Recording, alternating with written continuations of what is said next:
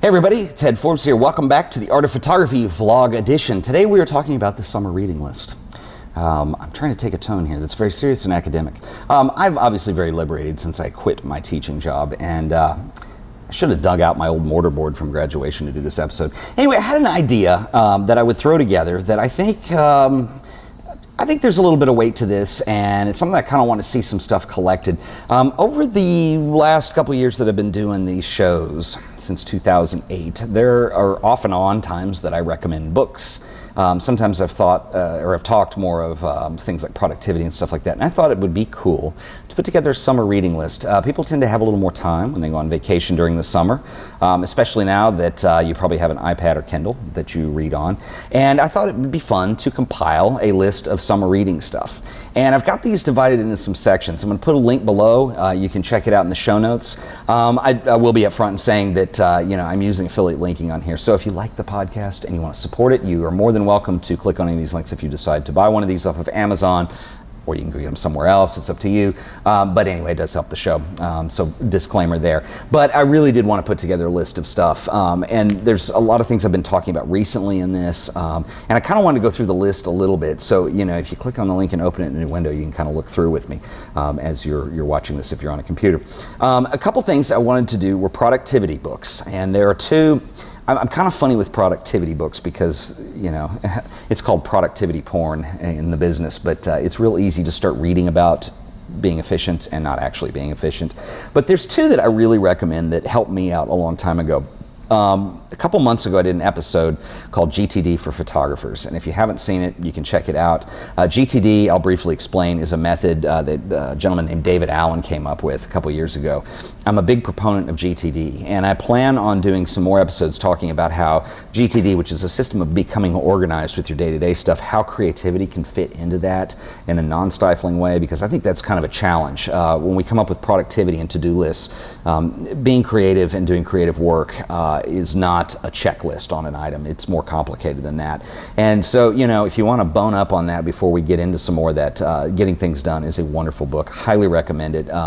It's a wonderful system. I've heard people describe it as a complex system, and it's not. The reason I like it, and I've done all the productivity systems, Franklin Covey, way back in the day, and GTD, or stands for Getting Things Done.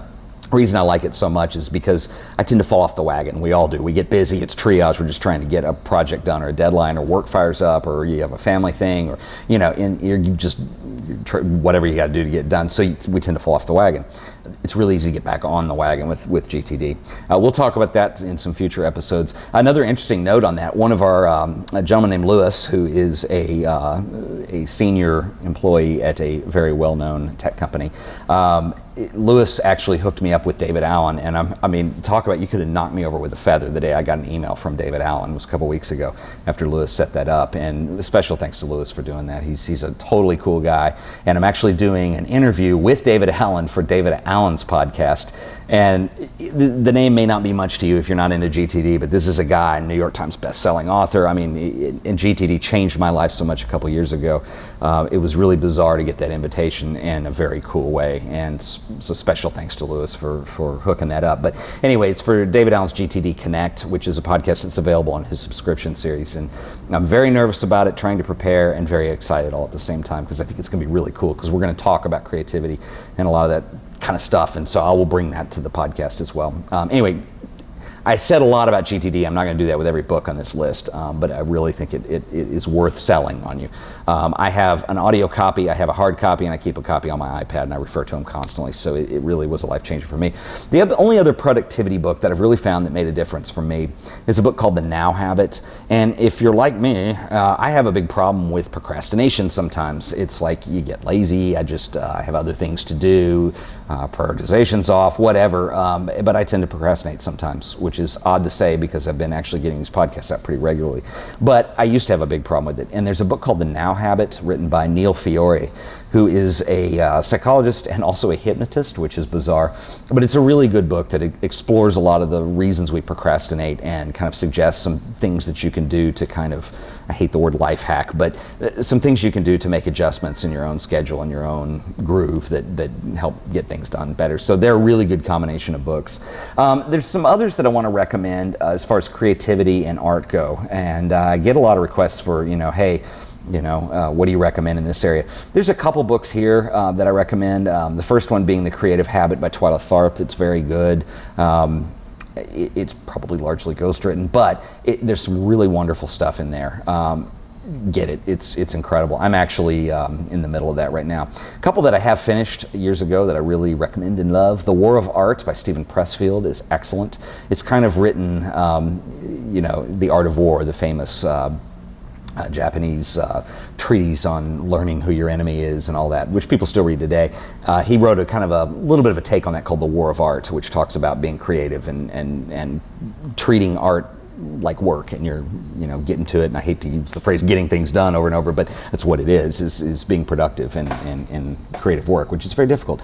There's a couple Seth Godin books that I have on here. The Dip is one I've talked about a lot before. If you listen to the podcast I did with Wade Griffith, the audio thing that we did, which is unfortunately no longer available, but I'm working on getting those back out. But anyway, we talked about the Dip a lot. The Dip is just the journey of being creative, and how there's some frustrations and some trials that come along during that process, that and how to kind of lean into it and learn how to use that to your advantage.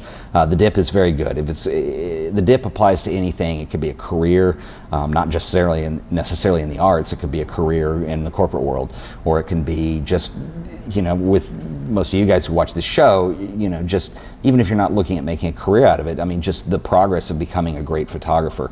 And it gets frustrating sometimes. You feel like you're not any good. You don't know what you're doing. You'll never be able to do it. And generally, I won't spoil the whole book. It's a short book. It's an easy read, but it deals with that and the whole notion of learning that this is part of the process. Everybody goes through it, and it's called the dip, and how you come out of that dip and become successful one day. Another one that I haven't read yet, but it is free if you have a Kindle or if you have an iPad, called Poke the Box. It's another Seth Godin book. I threw it on there just because Seth is so good. I've read, a ton of books that he's done. Tribes was an excellent one. I'm trying to keep these kind of applicable to creative stuff in photography, and so I put Poke the Box on there because it's very inexpensive. Anyway, some other ones that I recommend. The John Blakemore's Black and White Photography Workshop is one of my favorite books of all time if you're interested in darkroom work or shooting film, any of that stuff. John Blakemore is a genius, British photographer and teacher. Wonderful examples of photos in the book. If you really want a comprehensive, easy way to practically understand the zone system and how to put it to work, and the zone system was Ansel Adams' method, John Blakemore does it. And it's way better than any of the other Ansel Adams, even I hate to say, and zone system books, because it really shows you and digs in how this is done, what effects you can get out of it, what you want to bring to a print. Even if you don't print in a darkroom, if you're just printing on your computer, I think there's a lot of really gold information in there just to understand about exposure, black and white, low key, high key, all that stuff. I've recommended that book over and over and over again. It's not expensive. You can get it as a paperback. It's the one photography book that I purchased years ago that I still refer to all the time. I can't recommend it enough. So that's John Blakemore, his John Blakemore's Black and White Photography Workshop. A couple others, if you're going to get into film, you're going to get into zone system, stuff like that. The three Ansel Adams books, they're kind of fun to own anyway, and I think they're kind of must-haves for any photographer, particularly if you do film. And the three books, if you don't know what they are, they're the camera, the negative, and the print. You should check them out. Each one of them deals with each subject on its own. Some of the information deals with older technology, and Ansel... I don't want to say he was a bad writer, but he rambles on and he makes it more confusing than it needs to be. I think John Blakemore cleans that up, but I do have all three of the Ansel books, and I keep those as reference, even some of the developer technology is a little bit dated too now. But anyway, moving on to business stuff, there's a couple books that I recommend, and I've noticed that some of these, like 3-week waits, I don't know if they're out of print or not. There's John Harrington's Best Business Practices for Photographers, which is really, if you want to do photography as a business, it's really kind of the Bible on how all that stuff works. Everything from contracts to self-promotion to whatever it is. It's essential. So if you were going into business as a photographer, you need to have it. It's really good, and it's up to date. It's current. It's only a couple of years old. Another one is David Duchesne's Vision Mongers, which is excellent too, when he talks about developing his own photography career and kind of how that was done. And it's done in a way where it's not just business. It's done in a very artful way. He talks about becoming better as a photographer and how to really make your art your sell point. And again, great book. I read that a couple years ago. I love it. I threw in the Ansel Adams biography, or the autobiography, just because it's fun to read. He's such an interesting guy. It talks about a lot of his famous photos, how they were made, where he came from, how he got into photography. He was trained as a classical pianist. His family used to spend their summers in Yosemite, and he worked for a film studio that, well, film studio, it's not the right term. I'm not real sure what to call it, but a place that developed prints for people on vacation, basically. A couple others. Now, these are all going to be lit books, part of the canon. These books tend to be a little more expensive, and I have a little note in here about that. The deal is that photography monographs, you know, in essence, art books, you're not going to want to read those on a Kindle. You want the actual book. They tend to be a little pricier than your average paperback, but here's the deal. They're very limited edition runs sometimes, and they become hard to find. And so they tend to not lose their value if you ever need to sell them back, is what I'm saying. And there's a couple I'm recommending because they're based on people we've talked about recently on the podcast. The Americans by Robert Frank. I'll be honest, you could probably scour your used bookstores and find an old copy of this. It's the same stuff, and it probably is a lot cheaper. But there is a Americans retrospective that I'm recommending as well that was done just a couple years ago for the, I believe it was 50th anniversary of the seminal original book. Americans was a book Robert Frank published, and it's come out in different editions over the years, and some of the crops change a little bit, but it's basically the same stuff. Essential reading, essential owning. On that note, we also talked about Ornery Cartier-Bresson, and there's two of them in here that are pretty good. I don't think you need both. The one I really recommend is The Man, Image, and the World, and it's an excellent greatest hits. It's not complete, they rarely are, but it has a lot of good stuff in it. Another guy, obviously you guys know I love, is Hiro She Sugimoto. I recommended two monographs that are out right now. These probably won't be in print long, so if you're into Sugimoto, I'd recommend checking them out. There's one that's a career retrospective, and there's another one that's based on architecture. Beautiful, beautiful stuff. The printing quality on these is amazing too. Another couple things, one of my favorite photographers that I haven't talked about so much on here lately, but I plan to, a gentleman named Abelardo Morell, who is a Cuban-born but American photographer who lives in Massachusetts, known best for his camera obscura work, but I think there's more genius to Abelardo than just that. There's a lot of wonderful photos that he's made. I won't go too into it. You know, if you're halfway interested in these people, just Google them and look at their websites. I mean, see if it's a book you might be interested in. Some stuff that I've seen this summer, some prints that I recommend. Heinrich Kuhn, who was a contemporary of Stieglitz and Steichen, and just a beautiful photographer, very underrated, I think. I saw an exhibition at a gallery in New York that were selling some of his older prints. Beautiful stuff. It's old school, but it's like nobody else's. There's this wonderful blur to it, and a lot of the printing technology he used, you know, everything from Japanese tissue paper to photogravure, but he had such a beautiful, surreal quality to his work. It's really unlike any of those other guys at that time, and I don't know why he's not more known, but very wonderful. Again, if you want to look at this, it's not surreal, because surreal implies composition in a certain area of modern art. But there's an impressionistic look, particularly to Kuhn's work, because of just the soft focus to it. Another one of my favorite photographers in that area is the Czechoslovakian Josef Sudek, who I haven't talked about much on here, but I probably will soon, because it's sublime. It's just beautiful, and he's an interesting guy too to talk about. Michael Kenna, I've talked about on here before. There's a couple books by Michael I strongly recommend. Both of them are career retrospectives, and they're excellent cross sections if you're looking to get into the work of British-born Michael Kenna, who's one of my favorites. Just beautiful work. Another guy that I think is particularly outstanding, and I put two books and a DVD on here, is Keith Carter. And Keith Carter actually is a Texas photographer. He lives down in Houston, and I'm proud that he's a fellow Texan. I think he actually lives in Beaumont, which is close. But I think he literally is one of the more interesting photographers shooting today in fine art. He is so brilliant. His stuff, he does a lot of manipulation. It's never gimmicky, but it is an effect he uses in his work a lot, where he will actually, he has it's not a large format camera, but it's a Hasselblad that was made They don't make them anymore, called the Flex Body, which basically makes the Hasselblad like a large format camera, so you do tilt and shift. And he kind of messes up the tilt and shift to throw the focus plane to get some interesting blurred effects sometimes. Keith Carter is amazing. Excellent, excellent, excellent photographer. The DVD is incredible. I've watched it over and over. I own it. I've ripped it and I put it on my computer so I can watch it on the Apple TV, and I'll just put that on when I need inspiration. There's a documentary, and then there's 2 little segments that were filmed just him in his darkroom. I mean, with just a camcorder, and he's showing you how he does prints and toning, and it's so beautiful, and he's so cool. You just want to sit down. You can tell I get excited. I love Keith Carter, and I'm going to talk about him more. I would love, because Keith Carter is in my neighborhood via about 4-hour drive. Maybe one day I can get Keith to do a podcast episode with me. That would make me a very happy man, just to be able to meet him. He's just one of the, I really can't say enough about Keith. Black and white, he's kind of big in the art world right now as far as photo galleries go, and his stuff is amazing. So anyway, books, check them out. They're wonderful. He has more than this. I just put 2 of the better ones in here, but they're all good.